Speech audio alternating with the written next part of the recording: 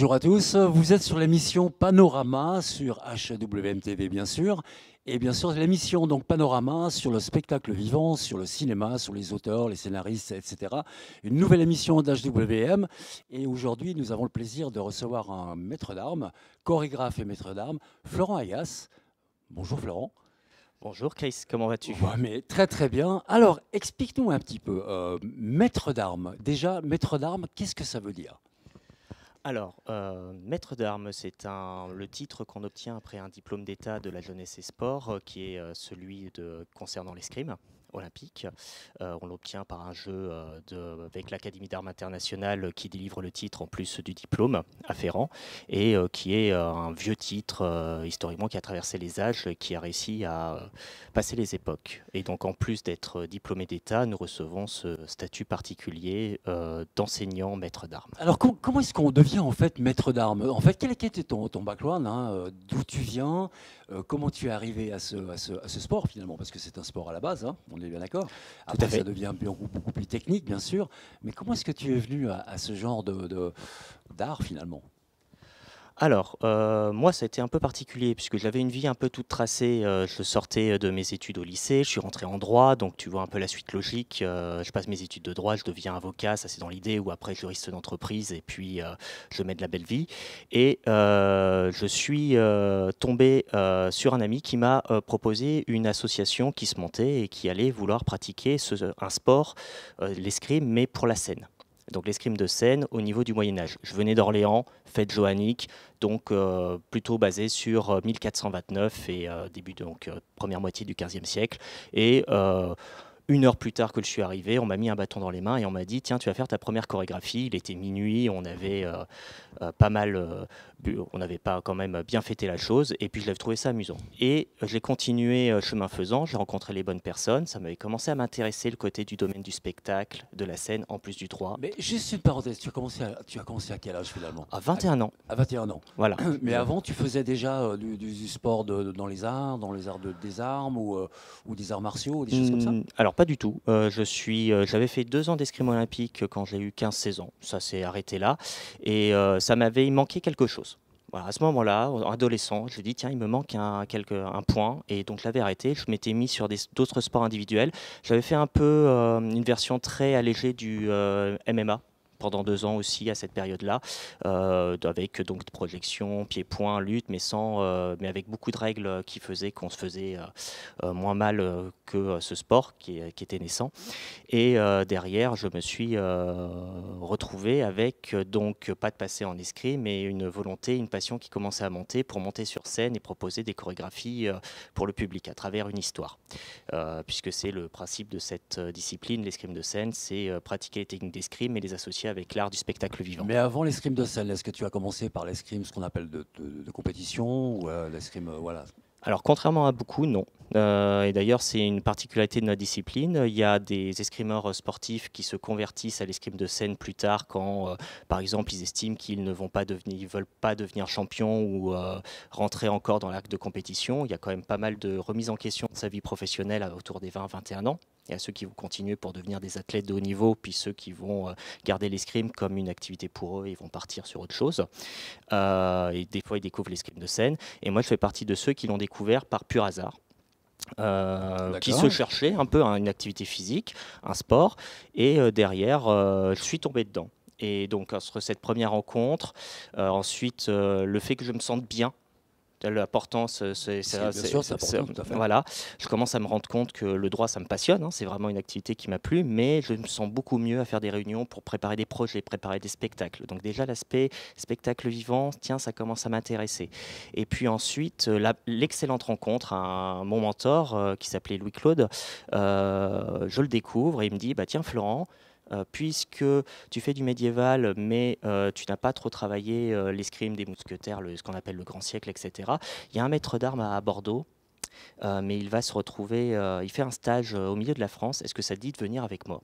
Et je suis venu et j'ai vu ce maître d'armes, donc Tommy Nanterre, ce que je salue, puisqu'il est devenu un de mes confrères maintenant. Et pendant 2 jours, il nous a fait un stage. Mais Dans la formation de maître d'armes, ça se pratique plus, je dirais, sur du côté de Paris ou dans le sud de la France. Il y a ce qu'on appelle des maîtres d'armes qui font des formations. alors, des maîtres d'armes qui proposent de l'escrime de scène en De tant que l'escrime de scène, tout à de fait. l'escrime de scène, tu peux en trouver un peu partout en France. Maintenant, c'est une discipline qui s'est démocratisée tardivement, parce que pendant longtemps, elle était réservée au monde du cinéma. Donc il y avait un peu cette idée c'était une activité qui était dispensée par des maîtres d'armes, mais uniquement pour les acteurs et ou les cascadeurs qu'ils formaient. Et ça a mis du temps à se démocratiser. Il y a eu des premiers balbutiements vers les années 60, 70, mais c'est surtout vers la fin du XXe siècle et le début des années 2000 où il y a un vrai boom de démocratisation, des maîtres d'armes qui proposent régulièrement des stages. Maintenant, moi d'expérience, c'était surtout au niveau de Bordeaux qu'il y en avait dans le secteur de Bordeaux, Aquitaine. La Vendée s'est développée un peu plus tardivement. On pouvait en trouver dans le centre de la France, mais c'était principalement, pour moi en tout cas, Paris, Bordeaux, et qui avaient des maîtres d'armes qui en proposaient beaucoup. Alors, on parle de maître d'armes. Maître d'armes, ça englobe pas forcément on va parler la rapière ou etc. Tu nous expliqueras un petit peu la différence justement des épées, hein, c'est intéressant. Pourquoi ce maître d'armes? Parce qu'il y a plusieurs possibilités dans le domaine des armes blanches. Comment ça se passe? Alors, si tu prends, et là pour le truc histoire, c'est vrai que quand on était maître d'armes, on se cantonnait pas souvent à former les gens que sur une seule arme. Il y avait, nous, au niveau, on va dire, du Moyen-Âge, le statut de maître d'armes, tu avais le fait que tu pouvais en effet enseigner l'épée longue. Alors justement, excuse-moi, mais pour la parenthèse, le mot maître d'armes vient d'où? De quelle année en fait? Comment est-ce que c'est venu à ce terme de maître d'armes? Alors, je te dirais que c'est avant tout la constitution d'une guilde. On a des traces vers le XIIIe siècle du début d'une constitution de personnes, de professionnels. C'est très compliqué de sortir à l'origine, puisque par exemple dans les armées romaines, il y avait des gens qui étaient censés former les légionnaires D'accord. romains.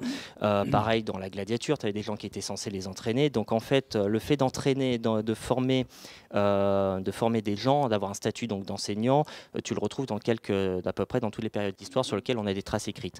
En revanche, le terme de maître d'armes apparaît plutôt au Moyen-Âge. Je te dis XIIIe siècle, mais je pense que je te dis une bêtise. Donc, pardon aux spécialistes historiens, je me corrigerai.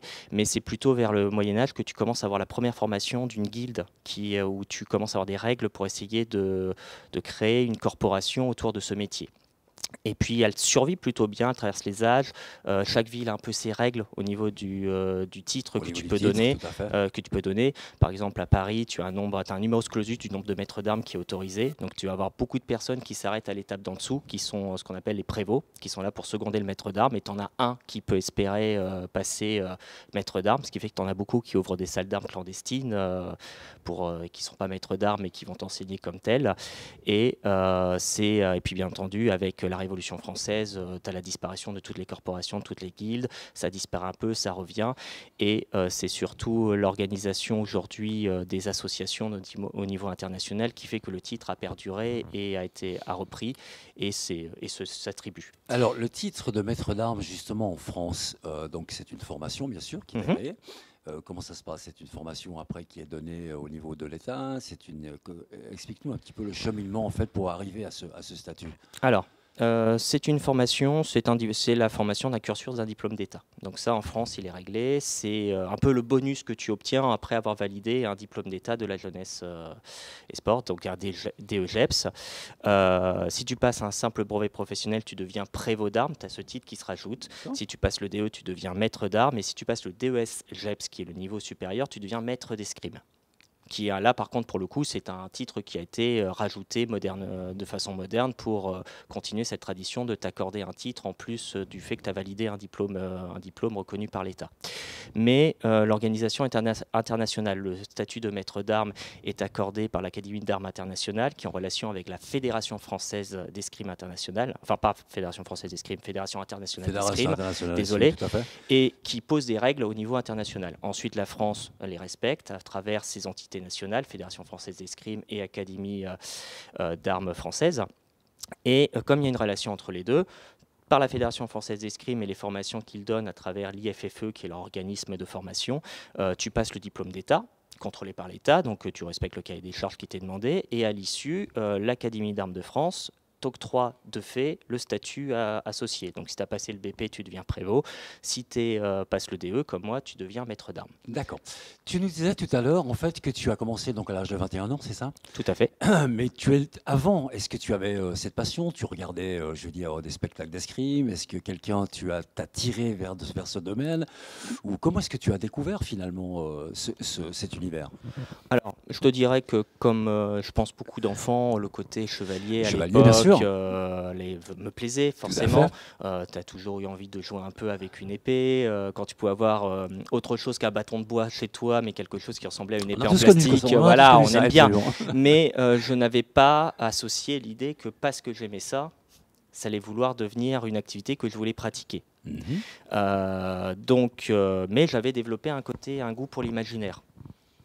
Pareil, je n'ai pas fait du théâtre forcément derrière aussi, mais j'avais quand même un monde de l'imaginaire qui était en moi, j'avais le fait que j'aimais bien ça, et ce sont des petites associations qui font que lorsque je suis rentré vraiment dans le concret, quand j'étais adulte, quand on m'a commencé à m'expliquer la discipline de l'escrime de scène, je me suis retrouvé à associer ces choses qui me plaisaient quand j'étais enfant avec le fait que du plaisir que j'éprouvais en tant qu'adulte maintenant et me dire bah ouais, c'était peut-être ça les signaux que je m'envoyais à l'époque, de me dire qu'il y avait peut-être un filon à creuser, ça veut dire associer l'escrime qui me plaisait en tant qu'activité physique et les arts de la scène pour pouvoir développer des mondes de l'imaginaire et raconter des histoires. Les arts de la scène, justement, parlons-en, parce que tu es venu aux arts de la scène, justement, après avoir fait la formation de maître d'armes, c'est ça. Et tu t'es intéressé à tout ce qui était au spectacle vivant, à la chorégraphie, parce que finalement, tu es chorégraphe aussi. C'est ça. Tu es chorégraphe pas seulement de combat, mais tu peux faire de la chorégraphie de scène. Oui, bien sûr. Alors, en fait, ça se développe d'abord sur le terrain, puisque avant de devenir maître d'armes, j'ai terminé mes études de droit et j'ai eu le temps de me former en escrime de scène en général. Donc, forcément, au début, tu es comme tout le monde, tu es exécutant. On te dit, il y a un combat à faire, voici le cadre de la scène, tu arrives à tel moment, tu meurs à tel moment, ou tu gagnes à tel moment. Et nous, on a besoin d'un combat qui dure une minute, 2 minutes, 3 minutes. Et tu es plus ou moins accompagné dans le processus. La structure dans laquelle j'étais, qui était une association, avait commencé comme ça et j'ai pu progresser à travers les stages ainsi. Puis au bout d'un moment, il arrive le moment où tu te poses des questions. Tiens, pourquoi je fais ça comme ça? Pourquoi le metteur en scène, il me dit de mettre là? Parce que je pense que je pourrais être là-bas. Donc tu vois, tu commences à avoir, un outil, de la matière et tu te dis, bah tiens, pourquoi pourquoi cette décision-là? Qu'est-ce qui fait là? Alors on va te dire, c'est mieux pour le public. D'accord. Pourquoi c'est mieux pour le public? Est-ce que s'il l'avait fait autrement, j'aurais pas pu obtenir un meilleur résultat? Donc tu n'as pas envie de remettre en cause ce qu'on te dit ou de remettre en cause le metteur en scène, mais tu t'interroges intérieurement sur comment toi, si tu avais été à sa place, tu aurais pu gérer telle situation, telle anecdote. Donc, tout ça, ça m'a nourri avant que je rentre en formation de maître d'armes. J'avais commencé aussi un peu à enseigner l'escrime de scène en tant qu'amateur. Parce que la Fédération française d'escrime te permettait de passer des grades fédéraux, donc ils sont en dessous, qui permettent aux amateurs d'enseigner. Et ça m'avait forcé, au niveau de mes élèves, à commencer à réfléchir profondément aux raisons que je leur demandais de faire une technique ou de se positionner à tel endroit sur scène et non pas une autre. Qu'est-ce qui t'a fait en fait venir plus dans le sud, puisqu'en fait maintenant tu te trouves dans la région de l'Hérault, c'est ça? C'est ça. Voilà. Pourquoi? Parce qu'en fait, le Sud est plus porteur au niveau spectacle vivant. Est-ce que tu as plutôt eu des relations dans la région qui t'ont fait venir ici et développer le côté du spectacle vivant et la chorégraphie finalement? En fait, pourquoi le Sud? Alors le Sud, la première chose, c'est simple, c'est là où j'ai trouvé du travail. C'est le premier et du soleil. Voilà, et du soleil. Je termine, alors ça c'est assez amusant, je termine mon dernier grade fédéral. Donc maintenant, la seule voie pour moi de continuer, c'est devenir professionnel, ce que je veux. Donc, je suis en quête d'une structure d'accueil pour ma formation, la première formation, suite prévôt d'armes, BPGEPS et escrime. Et derrière, je trouve une structure dans l'endroit où j'étais, la région centre, mais c'est un temps très partiel. Tu vois, 2 heures d'enseignement par semaine et on te promet d'augmenter le nombre d'heures si ça fonctionne, mais tu sens que c'est pas glorieux.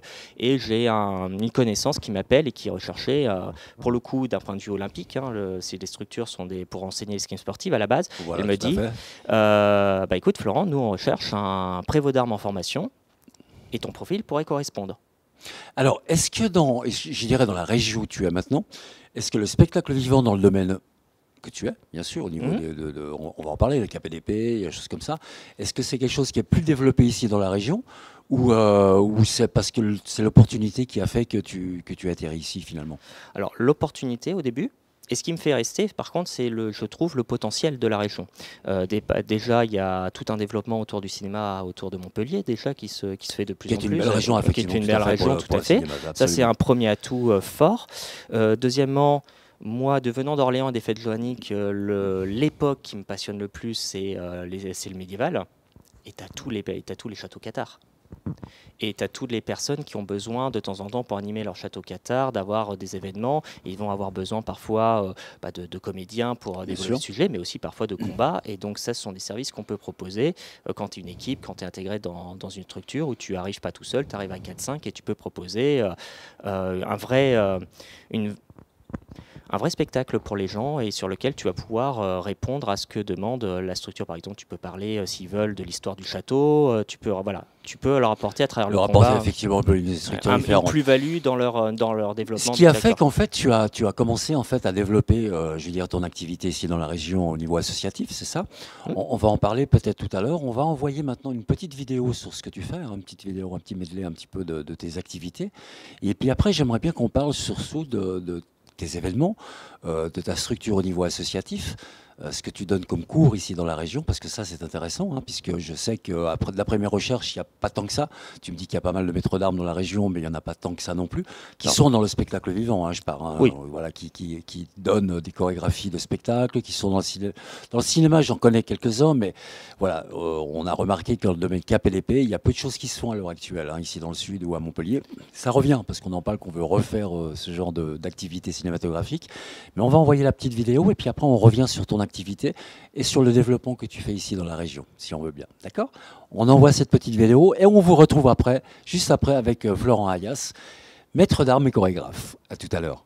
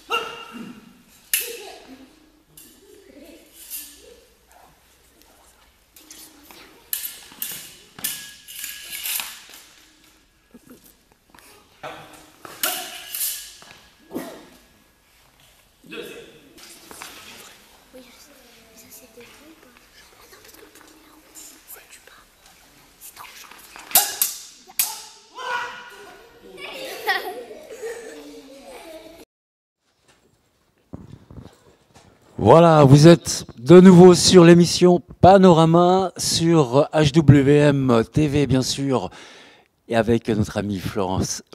Pourquoi je t'appelle Florence? T'as pas une tête de Florence finalement? Non, mais de Florent. Tu peux me féminiser si tu veux. De Florent Ayas, maître d'armes et chorégraphe. Alors explique-nous un petit peu ce qu'on a vu. Donc il y a aussi des cours, on a vu au niveau des épées, au niveau de la rapière, etc. Ça c'est la programmation de chorégraphie, si j'ai bien compris. C'est ça. Mais il y a autre chose avant, on a vu. Tu as fait aussi... J'ai fait aussi un peu de... C'est ça qui est intéressant, je te laisse le dire. Voilà, d'acting, un peu de théâtre, parce que forcément, difficile de comprendre ce que tu vas enseigner. Non, mais moi, je voyais de l'épée laser aussi. Ah oui, l'épée laser. Ah oui, sur la deuxième vidéo. Alors, à quoi ça correspond par rapport à ce qu'on a vu, par rapport au maître d'armes, etc. C'est le développement du côté chorégraphie-spectacle. Explique-nous un petit peu où c'est une mode par rapport à l'épée laser. Ah bah alors, Star Wars, il y a eu pendant très longtemps l'envie d'avoir des sabres laser pour les gens avec le côté Star Wars, le fait cinéma. Et il y a eu à un moment donné des gens qui ont réussi à trouver les matériaux, la manière de, notamment avec l'apparition des LED, pour avoir à la fois des armes qui sont sécurisées pour le combat scénique, voire même d'opposition, parce qu'il y a des compétitions de sabre laser d'opposition qui existent maintenant, et la capacité d'avoir quand même une belle lumière dès que tu es dans la pénombre pour, tu vois, ça s'allume en rouge, ça s'allume en vert, ça s'allume en bleu, sans que forcément ça fasse les catastrophes qu'on a pu voir de gens qui s'amusent avec des néons et qui se tapent dessus avec des néons et qui te les explosent en se mettant en danger. C'est une demande un peu plus spécifique, je dirais, de la jeunesse oui, voilà. par rapport à l'épée laser En tout cas, elle a été identifiée comme telle. Il y avait des gens qui rentraient dans l'escrime non, parce qu'ils te disaient « moi, je suis fan de Star Wars ». Et donc, il y a eu tout un développement. Voilà, on a tous été fans de Star Wars. Certaines générations, bien sûr. Et il y a un moment donné où les gens se sont dit « bon, on peut vous proposer des cours de Star Wars ». Donc, il y a des gens qui ont commencé dessus, des organisations et des structures qui se sont montées, et la fédération auquel j'appartiens s'est dit à un moment donné, bah, ça nous intéresse, on va aussi développer cette arme-là. Et moi, forcément, j'ai pris l'arme, l'outil, comme en me disant, bah, c'est super, parce que ça va permettre à des enfants de venir dans l'activité, de pouvoir avec un monde de l'imaginaire qui est déjà bien présent. Mais c'est basé sur les mêmes codes, je dirais, que l'épée, ou etc. Ou c'est un autre code au niveau chorégraphique? Alors, au niveau code chorégraphique, tu restes sur les bases. Hein, je veux dire, l'attaque va sur une cible, tu es censé savoir où elle va, on se communique entre nous, même si on ne se parle pas, on sait où c'est censé aller. Par contre, dans le choix des techniques, tu peux avoir deux styles déjà très distincts. Ceux qui vont essayer de reproduire ce qu'ils voient dans les films. Donc vraiment des mouvements très vifs, même si les coups, si tu regardes bien, ils ne s'attaquent pas vraiment sur des cibles, c'est plutôt on s'attaque les armes, etc. Ou alors tu vas essayer d'utiliser les techniques que tu aurais pu apprendre en escrime médiéval ou en escrime grand siècle, mais que tu vas pouvoir transposer puisque c'est une arme de l'imaginaire, et par exemple préparer tes jeunes enfants qui vont s'amuser avec le sabre laser à peut-être faire une transition plus tard sur une arme plus historique, comme la rapière, comme l'épée médiévale, etc. Donc ça, c'est un choix d'enseignant, c'est un choix de chorégraphe. Moi, je fais partie de ceux qui préfèrent utiliser les techniques anciennes pour les transposer dans le sabre laser. J'ai des collègues qui sont plutôt dans l'idée de reproduire plutôt ce qui se passe dans les films en respectant les codes qui ont été développés dans les films. Ça, c'est un choix qui est personnel, propre à chacun. Dans les deux cas, généralement, le public adhère quand c'est bien fait. Alors, dans les spectacles ou que ce soit dans le cinéma aussi, vous utilisez, on dit le terme rapière. Hein. Rapière, bien sûr, c'est le terme utilisé. Il y a une différence avec une épée de compétition et une rapière. Je crois que tu nous as amené un ou deux exemples. Tu pourrais nous montrer ce que c'est une rapière de spectacle? Alors oui, je vous ai préparé un peu pour les antipodes. Hein, donc, pour si tu veux, je peux te tenir le micro pendant que tu déballes. Il n'y a pas de souci. Tu sais, à HWM, ici, on est très polyvalent. Alors, commençons par... Alors, je te redonne le micro. Voilà. Alors on va commencer, alors là j'ai pris une extrême, hein. J'ai pris la rapière d'escrime de scène. Est-ce qu'on la voit à l'écran, voilà. Notre régisseur, voilà. Je vais la montrer un petit peu. Donc lame plate, on a, vous voyez au niveau de la garde, quelque chose qui est quand même bien mis en avant. Hop. Donc c'est une arme qui a pour but de bien montrer au public que vous êtes sur une arme ancienne. Elles sont juste pas affûtées, pas pénétrantes, parce que bon, on tient à notre sécurité et puis à notre vie. Mais en cas d'accident. Mais le but c'est d'être vraiment sur une arme qui est une reproduction qu'on espère la plus fidèle possible de ce que pourrait être une rapière dans une époque donnée. Et au niveau du poids, par exemple, pour une épée comme ça, pour une rapière comme ça. Oh là, tu es sur 1,5 kg là. Sur 1,5 kg. Voilà, 1,4 kg, 1,5 kg. Il faudrait que je la repèse parce qu'elle est assez mastoc. Tu vois, tu as quand même une lame plate qui est assez longue. Donc, ça demande un peu d'entraînement pour la tenir 3-4 minutes d'activité. C'était une rapière qui, à l'époque, était utilisée par quel genre de personnage, finalement? Alors ça, c'est une arme, clairement, tu vas plutôt être utilisée par des nobles, hein, des gens qui ont un bon statut social et surtout des moyens. Parce que c'est pas rare d'avoir des nobles qui, eux, n'ont pas l'argent pour ça. D'accord. C'est-à-dire que c'est vraiment une invention, à la fin du Moyen-Âge, tu as vraiment un développement des techniques de forge qui permettent de résoudre un problème, c'est d'avoir des lames qui sont très longues, mais suffisamment fines pour être tenues à une main et qui ne se brisent pas. D'accord. Pas forcément facile à utiliser, je dirais, au niveau rapidité, au niveau de l'escrime de rue, comme on appelle à l'époque, hein, vraiment. Ah oui, en escrime civile, celle-là, elle t'handicape plus qu'autre chose si t'es pris dans une ruelle. T'auras pas le temps de la sortir. Vaut mieux que tu prennes une dague à ce moment-là, si Donc t'as il y pas le avait choix. d'autres modèles qui étaient plus légers, plus... Ça se développe après. Tu as, pendant très longtemps, l'utilisation de cette arme-là, c'est vraiment une utilisation qui est plutôt militaire. Et avec un peu de civil quand t'as pas l'occasion, c'est aussi une arme qui te permet de donner ton statut social. Mhm. Tu as cette arme-là, tu es censé représenter quelque chose, t'es pas un paysan. Voilà, Et un paysan qui se trimballerait avec cette arme-là, ça sortirait un peu suspect. Un peu comme si aujourd'hui tu vois quelqu'un qui est pauvre et qui soudain roule en Lamborghini, tu vois, il y a un truc qui Tout te à fait, poserait tout des à fait. questions. Tu te retrouves avec le fait que cette arme-là, au niveau social. Après, l'ennui, c'est que petit à petit, tu as une évolution des mœurs qui font que tu as parmi la noblesse, vas avoir une noblesse toujours d'épée, celle qui vient des anciennes familles qui vont pouvoir continuer, qui sont censées faire la guerre et donc défendre dans l'organisation en trois ordres qu'on connaît dans l'Ancien Régime.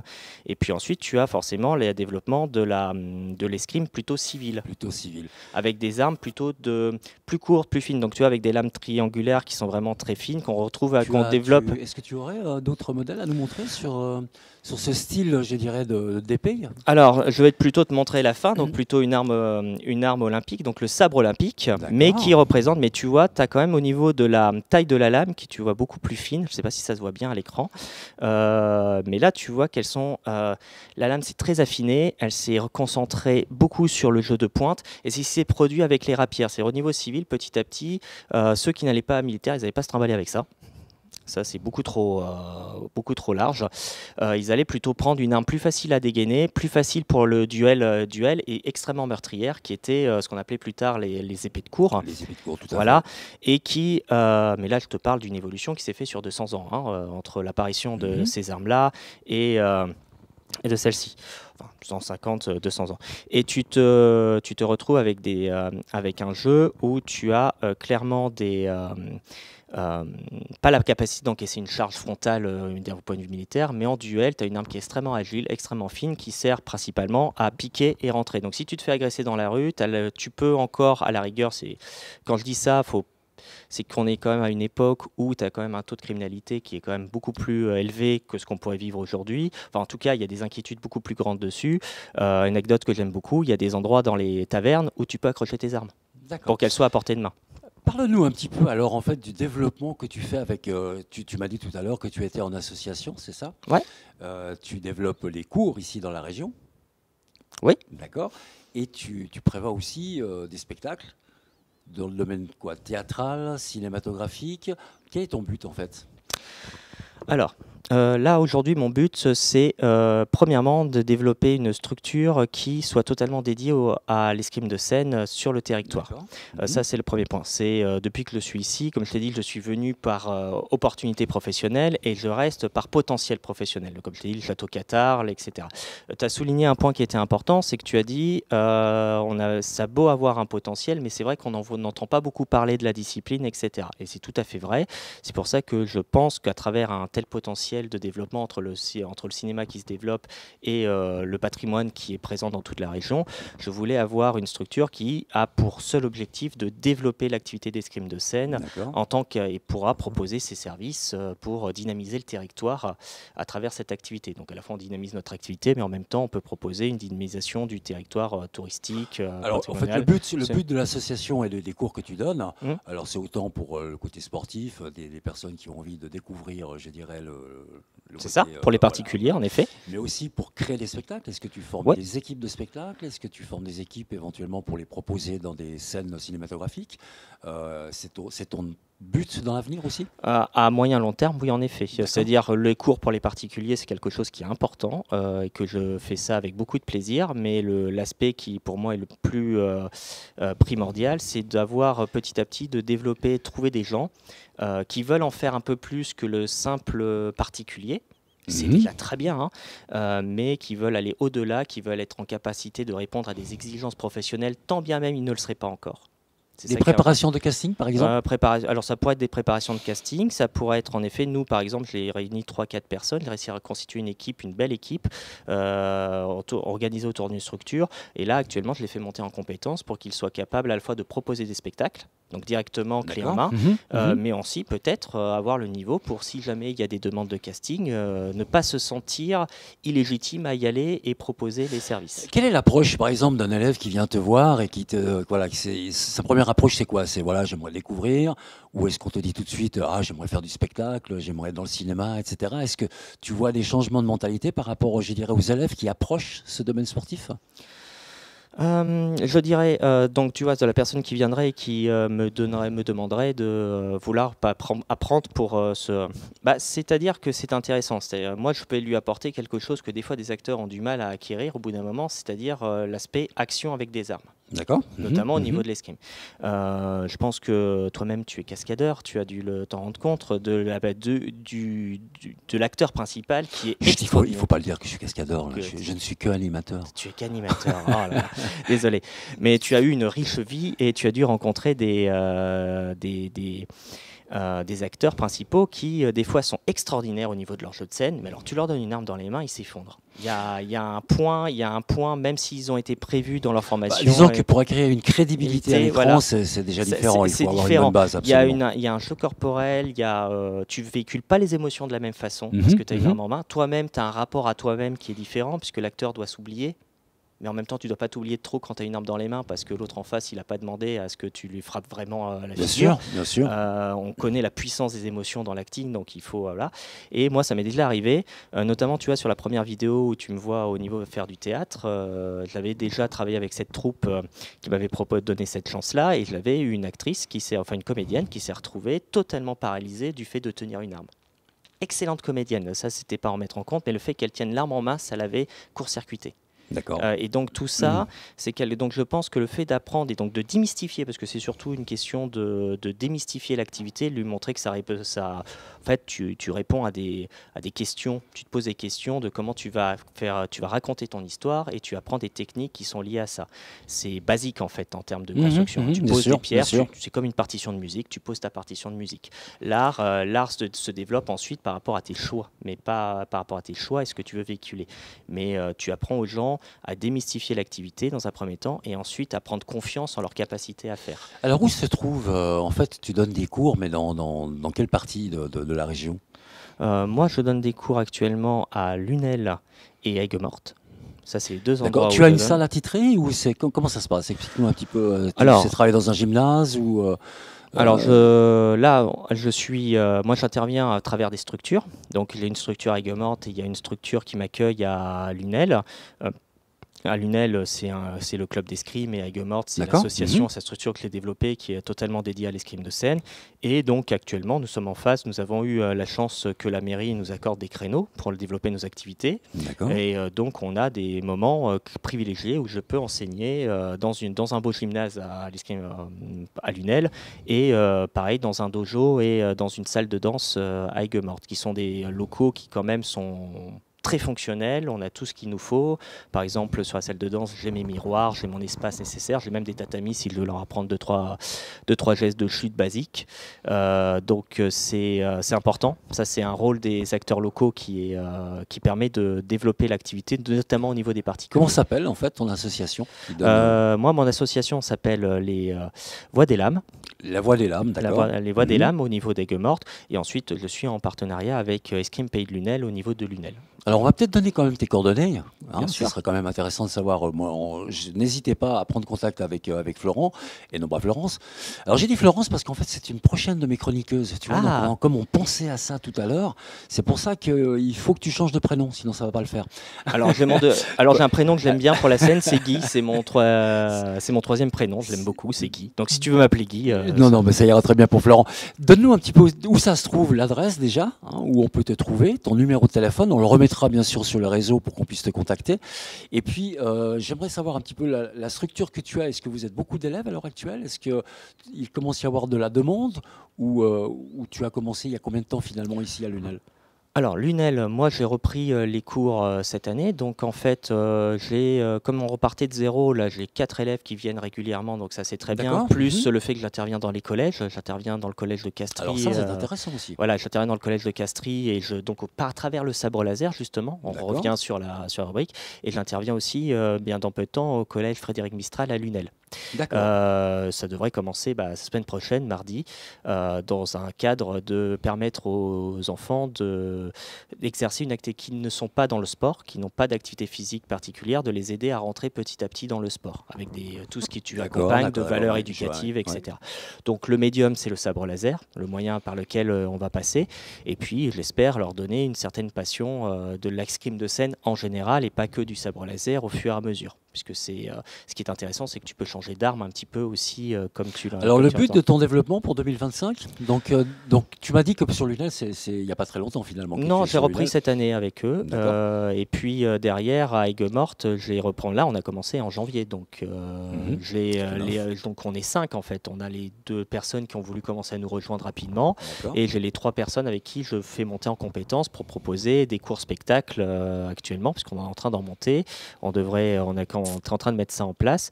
Et par contre, on a tout le travail après des institutions d'Aigues-Mortes et de Lunel qui sont très contents de nous accueillir. Donc, quand je te dis qu'aujourd'hui on est 5, ça ne va pas durer. C'est en train de monter. C'est en train de monter en puissance. Il y a des gens qui nous appellent. Je viens d'arriver à Aigues-Mortes. J'ai déjà eu 2 contrats qui sont tombés.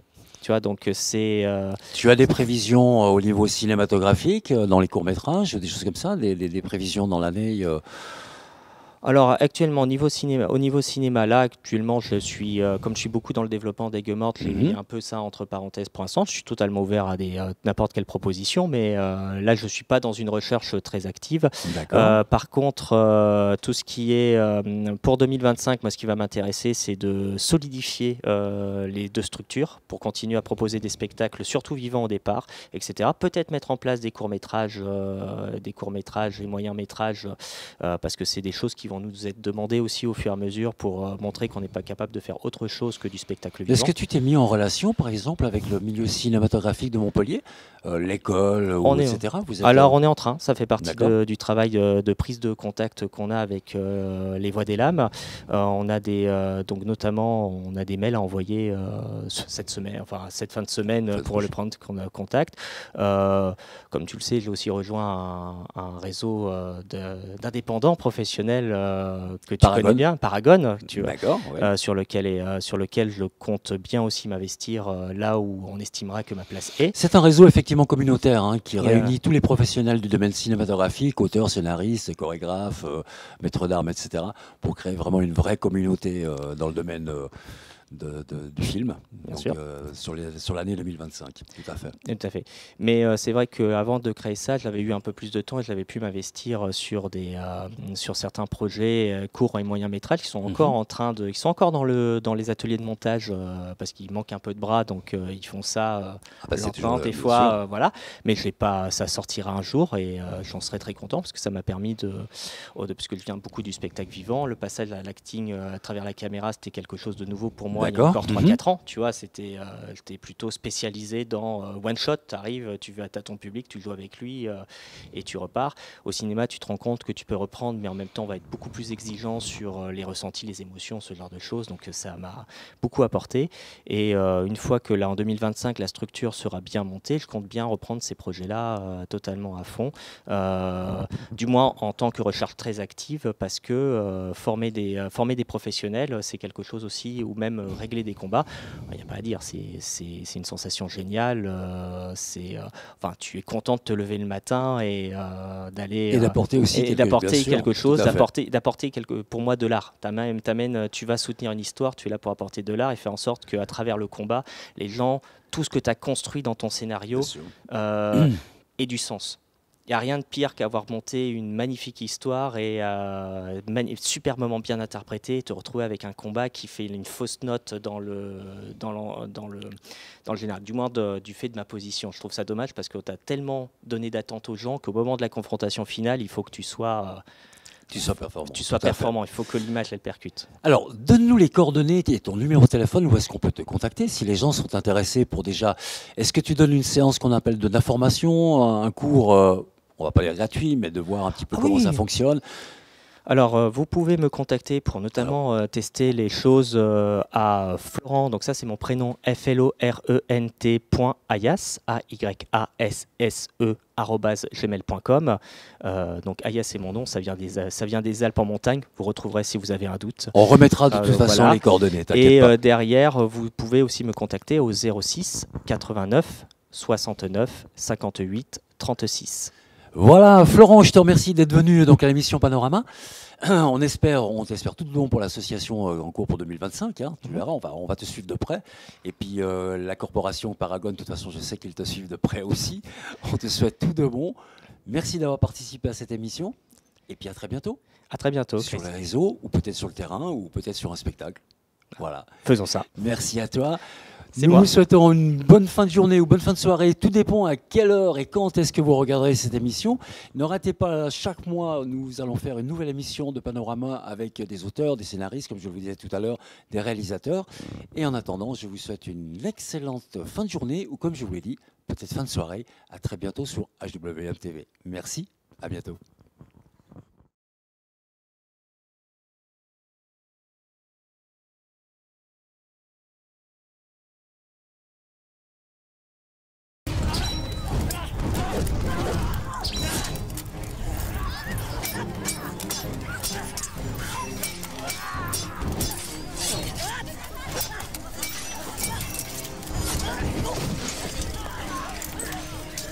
Coalition, bandeuil.